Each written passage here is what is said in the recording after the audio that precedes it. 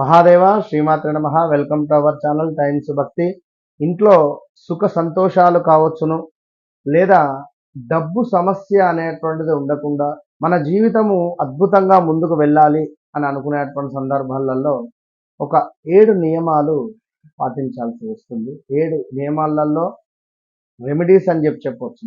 మనము నిత్యము చేసేటువంటి మన పనులు కొంత మన ఆలోచన విధానం కానీ మన యొక్క పరిస్థితులను ఈ 7 విషయాల పట్ల శ్రద్ధగా ఉంచుకోవడం పట్ల అద్భుతమైనటువంటి సుఖ సంతోషాలు, సిరి సంపదలు మీ వెంట రానున్నాయి అనేటువంటి విషయాన్ని దయచేసి అర్థం చేసుకోగలరు.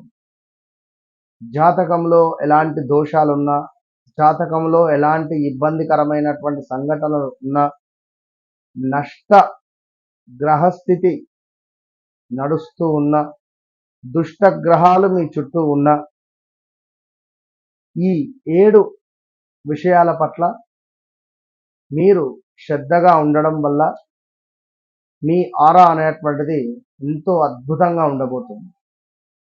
సో దీనివల్ల ఎంతో అంటే విశేషమైనటువంటి సిరి సంపదలు నిజంగా మీ సొంతం 100%. మరి ఆ 7 విషయాలలో మొట్టమొదటి విషయం ఏమిటయ్యా అంటే మనకు విచక్షణ, అప్రమత్తత. ఓకే, విచక్షణ, అప్రమత్తత. మరి 2 విషయాలు ఏమిటి అంటే శత్రువులను ఎదుర్కోవడానికి మనకు శక్తి కంటే అప్రమత్తత, విచక్షణ ఎక్కువగా అవసరం అని చెప్పడం జరుగుతుంది. ఎందుకంటే శత్రువులు మనకు హాని కలిగించడానికి ప్రయత్నిస్తూనే ఉంటారు.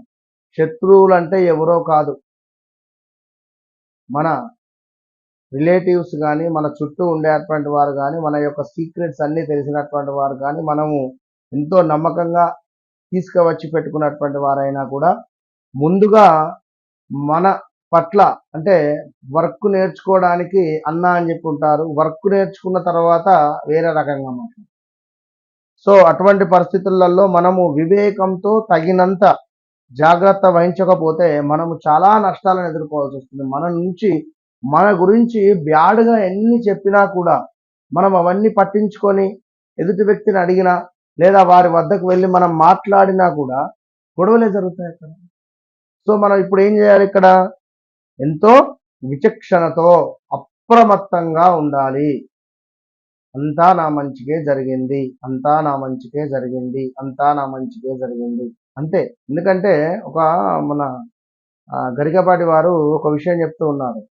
ఒక రాజుగారట అడవికి వెళతాడు వారి యొక్క మంత్రి గారితో. అక్కడ ఒక సింహం వచ్చి సింహాన్ని యుద్ధం చేసే సందర్భాలలో సింహం వచ్చి రాజుగారి యొక్క చిటికన వేలు లాగేసుకొని వెళ్ళిపోతుంది.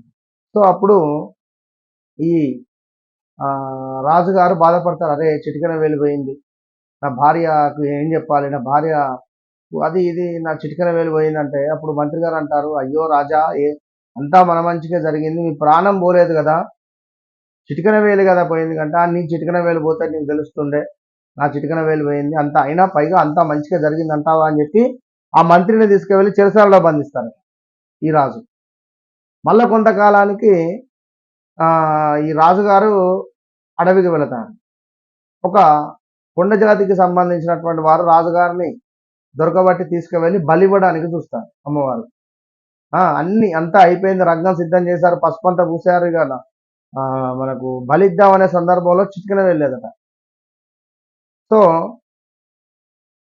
అంగవికలాంగం అంటే ఏదైనా శరీర లోపం ఉండేటువంటి వారు బలికి పనికిరారు కనుక ఈ రాజుగారిని అప్పుడు విడిచిపెడతారు. అబ్బా అంతా మన మంచిగా జరిగింది, అంతా మన మంచిగా జరిగింది అని చెప్పి మంత్రి నువ్వు చెప్తే నేను వినలేదు, నిజంగా అంతా నా మంచిగా జరిగిందని చెప్పి అప్పుడు మంత్రి దగ్గరికి పోయి బోరున విలపించి తనని చెరసాల నుండి విముక్తిని చేశారట. అవి అట్లా ఉంటుంది తొందరపాటు నిర్ణయం. సో ఇక్కడ మరొక విషయం ఏమిటంటే శుభ్రమైన వస్తువులు, సువాసన గల దుస్తువులు అంటే పర్ఫ్యూమ్స్ కానీ చక్కటి వస్త్రాలను ధరించడము, ఇది శుక్రునికి ఎంతో ప్రీతి. దీని వలన మనకు లక్ష్మీదేవి కూడా అనుగ్రహిస్తుంది. స్నానం చేసే ప్రతి నీటిలో కూడా రోజు వాటర్ కలుపుకొని స్నానం చేసి, గులాబీ రేకులు ఒక 4 వేసుకొని స్నానం చేసి, చక్కటి వస్త్రాలు, ఇవాళ కట్టిన వస్త్రాలు మళ్ళీ కట్టకూడదు. అంటే అవసరం ఉంటే తప్ప. సో అలా శుచి శుభ్రతతో పర్ఫ్యూమ్స్ వాడడం వల్ల శుక్రుని అనుగ్రహము, అదేవిధంగా మురికి బట్టలు వరిస్తే ఇబ్బందికరంగానే ఉంటుంది, అందరికీ తెలుసు. సో అదృష్టం అనేటువంటిది మన దగ్గరలో ఉంటుంది. ఇక ఈ మురికి బట్టలు వేసుకోవడం వల్ల జ్యేష్ఠాదేవి వస్తుంది, దురదృష్టం అవుతుంది. సో లక్ష్మీదేవి కూడా అలాంటి వారిపై కోపంగా ఉంటుంది, గమనించుకోండి. ఇక మరో విషయము జ్ఞాన సాధన. జ్ఞాన సాధన, ఈ జ్ఞాన సాధన మూర్ఖుడు మాత్రమే కాదు, మరలా చెప్తున్నాను, జ్ఞాని కూడా సాధన చేస్తూనే ఉండాలి. నేను జ్ఞానిని అని అనుకుంటే సరిపోదు కదా, ఇంకా ఇంకా పదను పెడుతూ ఉండాలి. మరి మూర్ఖులే సాధన చేస్తారని కూడా కాదు కదా. ఇక తన యొక్క జ్ఞానముతో, ఒక వ్యక్తి తన యొక్క జ్ఞానముతో ప్రావీణ్యం పొందగలడు అనేటువంటి విషయాన్ని గమనించండి. జాతకంలో కేతువు ఎవరికైతే అద్భుతంగా ఉంటుందో వారికి చక్కటి జ్ఞానం ఉంటుంది. కేతు అరిష్టేతు సంప్రాప్తే కేతు పూజాంచకారయేతు కేతు ధ్యానం ప్రవక్ష్యామి జ్ఞానపీడోపశాంతయేతు. గణపతిని ఆరాధించాలి. ఓకే. అదేవిధంగా సమతుల్య ఆహారము, సంతోషకరమైన ఆరోగ్యకరమైనటువంటి జీవితానికి సమతుల్యకరమైనటువంటి ఆహారాన్ని తీసుకోవాలి. సాత్వికమైనటువంటి ఆహారాన్ని భుజించాలి. ఇది గమనించుకోండి. ఏకాదశి ఉపవాసము ఎంతో అద్భుతము. ఈ ఏకాదశి ఉపవాసం అనేటువంటిది మనకు భగవంతునికి దగ్గరగా చేస్తుంది. తులసి చెట్టుని యొక్క ప్రాధాన్యత, ప్రతి ఇంట్లో కూడా తులసి చెట్టు ఉండాలి, తులసి చెట్టు ఆరాధన ఖచ్చితంగా చేయాలి. సో ఇవన్నీ. ఇంకొకటి లాస్ట్ పాయింట్ ఏమిటి అంటే దేవాలయము, మన మతం పట్ల మనకు గౌరవము.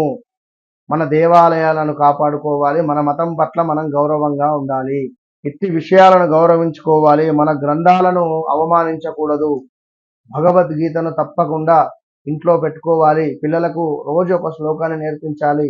సో ఈ 7 విషయాల పట్ల మనం ఎంతో అద్భుతంగా ఉండడం వల్ల, ఏ మనిషి అయితే ఈ 7 విషయాల పట్ల అద్భుతంగా ఉంటాడో వాడికి ఎలాంటి రెమెడీ అవసరం లేదు. ఇది గుర్తుంచుకోండి. All the best.